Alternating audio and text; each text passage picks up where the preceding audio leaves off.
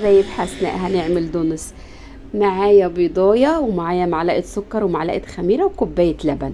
كل دول هدوبهم في بعض وهنزل عليهم بمعلقه سمنه او 100 جرام زبده، وهنزل بكوبايتين ونص دقيق وهعجنهم. هتبقى العجينه ملزقه كده. هدهن البتاع زيت وهخمرها زي ما انتوا شفتوها كده، وهديها بقى بوكس كده، وبعدين هفردها على الرخامه.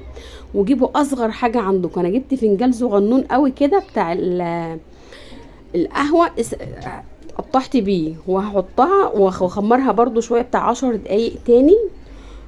وبعد كده هنزل بقى في الزيت. وطبعا عامله صوص شوكولاته عندي هحط عليها، وعندي قرفه وسكر.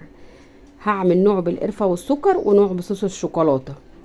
زي ما انتوا شايفين كده، هي فعلا حاجه كده خطيره وما بتاخدش وقت، وكوبايتين ونص دقيق هيعملوا كميه حلوه قوي. هطلع بقى اللي هحط